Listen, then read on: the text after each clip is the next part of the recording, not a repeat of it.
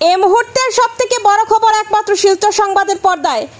নিখোঁজের 3 দিনের মাথায় জাটিঙ্গা নদী থেকে মৃতদেহ উদ্ধার হলো দামছড়ার শ্রমিক দিলীপ সাহুর।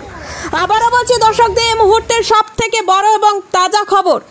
বরখোলা থানাধীন দামছড়ার দিলীপ সাহু গত রবিবার কাজ ছেড়ে বাড়িতে যাওয়ার পথে জাটিঙ্গা নদীতে তলিয়ে যান। এরপর পরিবারের সদস্যরা বরখোলা থানায় নিখোঁজ সংক্রান্ত অভিযোগ দায়ের করেন। জানা গেছে, নদী পার হওয়ার সময় সে নদীতে তলিয়ে যায়।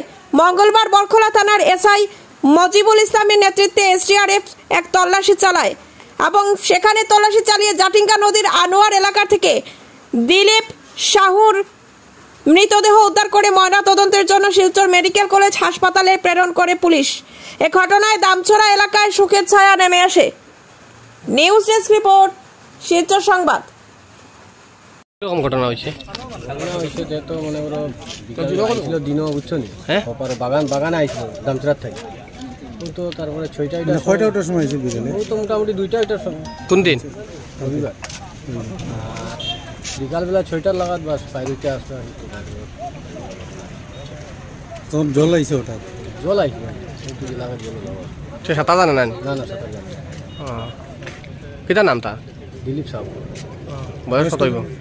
40।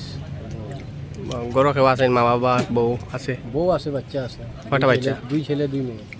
কেমন বাচ্চা? ছোট বাচ্চার বয়স? ছোট বাচ্চার কত হইব? 8-10 হইব।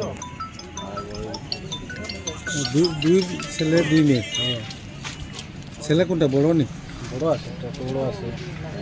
ছেলের বয়স কতটা? হো না, ছেলের বয়স কত? 12-13 বছর। মেয়ে 2টা ছোট। মেয়ে একটা বড় আছে, ওলাও 10। আর একটা ছোট আছে। বাগানে চা পাতার কাজ করতেন? না না,